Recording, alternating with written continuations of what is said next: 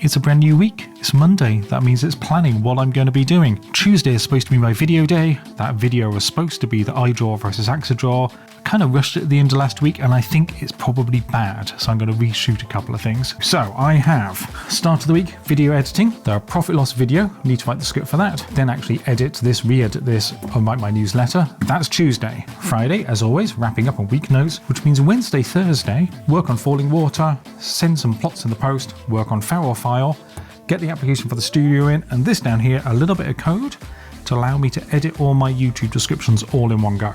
And that's pretty much this week, planned out. I was getting a little bit stressed about this axidraw versus idraw video. I don't know, it just kept going wrong all the time. So having this extra week just to make that a little bit better, I think is a good idea. Whew. It's Tuesday today, which means it's post day. I've got this post open. Let's start with this one, because I think I know what this is. It's a very Cron week this week. Let's have a look. These are a couple of, let's have a look, phone clips. Quite simple. These are just little mounts that attach to all the Cron stuff for doing time lapses. Normally I mount these big old cameras on them, but this should allow me to stick my phone on there, which is good because there's actually a whole bunch of really good time-lapse software on phones now, and I wanted to try that for ages, but all my other phone grips are kind of too complicated. Anyway, so thank you Cron for that. And now let's have a look at this. Is Midjourney magazine. So it's a magazine all about results from Midjourney, because every time a picture gets posted kind of on Instagram or on the internet somewhere, there's a whole bunch of people in the comments saying, oh, just complaining about AI basically. So I kind of like the idea of this trying to legitimify, that's not even a word. Anyway, obviously it's very biased, but I thought a magazine as a counterpoint was kind of interesting. There we go, that's today's post. Nice and simple.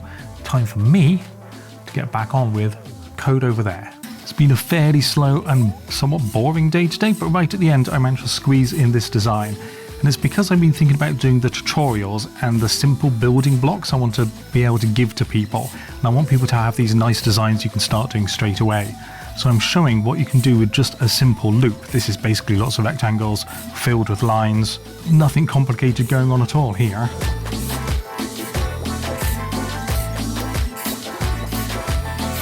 But it comes from a tradition of mark making, like artists doing the same mark over and over again to build up a texture. So tomorrow I'm going to be playing with these pencils. In this case, I'm using 4 different thicknesses of pen to kind of build up this texture, which is why it's light here. That's a really thin pen. I'm mixing it with a thick pen here.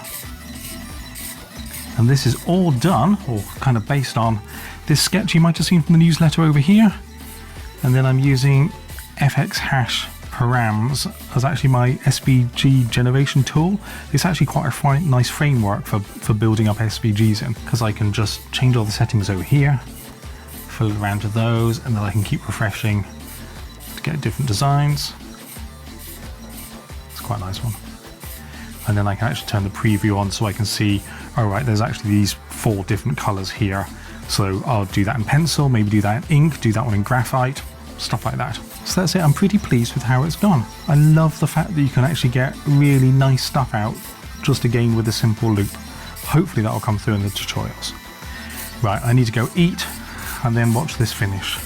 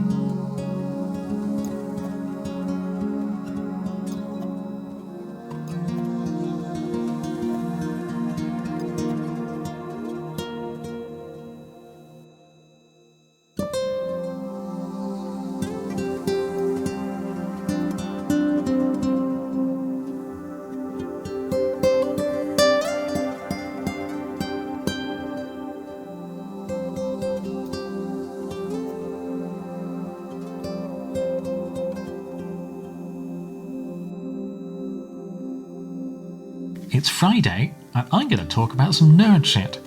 and I've got a whole bunch of notes I've written down here, so there might be a few quick edits.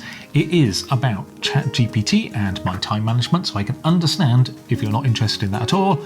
I hope you have a lovely weekend, and I will see you next week for the next one. If you're a little bit interested, then stick around and we will get through this.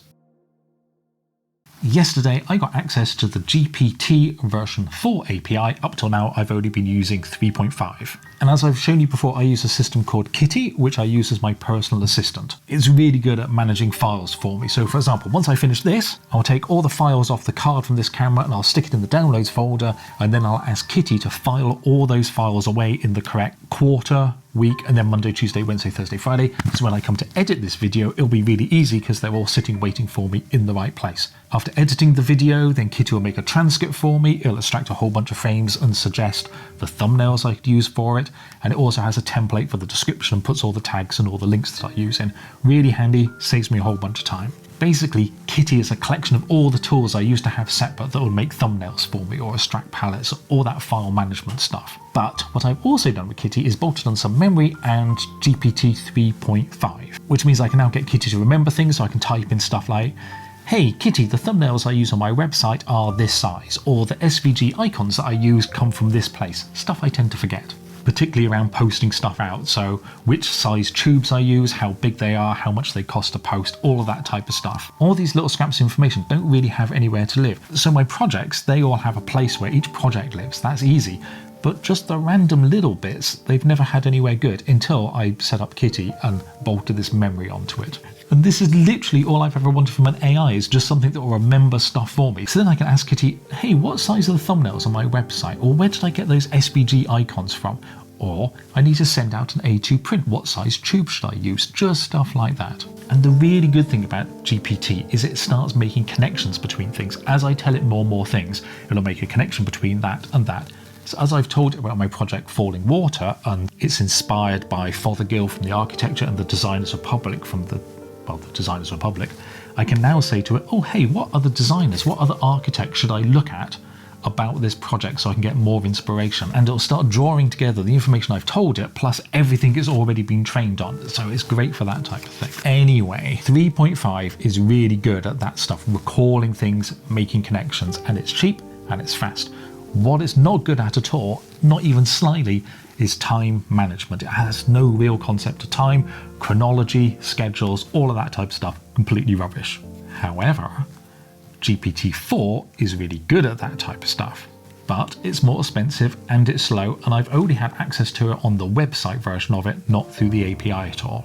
At the beginning of each week, I'll start a fresh chat and I'll copy and paste my schedule in and more information about it. And then I'll say, oh, this week I'm going to do this project and I'm working on these things. And it's actually really good at scheduling all of those. And if I need to rearrange sometimes, say, oh, I took Tuesday off, can you reschedule all my other stuff? It's great. However, because I have to refresh each week, it has no memory of all the other stuff that I've told Kitty about, the tubes and everything else. It's basically not building up that persistent knowledge that I'd really love it to have, until now I have the API. So this morning I very quickly bolted it in, and I need some way to tell it whether to use the old cheaper version or the new slower, more expensive, but more accurate when it comes to time version. And I've done that by saying what I always say, which is, hey Kitty, blah, blah, blah, blah, blah, your question for it, and it uses the old version. But if I go, hey Kitty, with an exclamation mark, then it uses the newer, more expensive, slower, but better version. And that's been pretty much my morning, is just updating the code so I can now tell it whether to use one or to use the other. I now have all my information in one place. It's got its memory, it's got my schedule. I'm not quite sure how it's going to go. I think it's going to be good. And again, whenever I've seen any of this AI stuff and they're talking, oh, it's a chat thing, you can do this, you can do that, it's never doing what I want it to do, which is just remember my stuff for me, so that on Monday I can say, oh, hey Kitty, what am I doing this week? What projects am I working on? What's my priority? When am I supposed to be sending out tweets? When am I supposed to be posting my newsletter? Just stuff like that. I just want it to remember stuff and help me stay organized. And now I think that's what I've got. I'll see how it goes and I will report back in a couple of weeks' time. But yeah, now to edit this and let Kitty do all the thumbnails for me and all the descriptions. Right, I'll see you next week. That's the end of my week. I was going to say some stuff about it, but I can't remember now. I probably should have told Kitty. Anyway, goodbye. I will see you next time.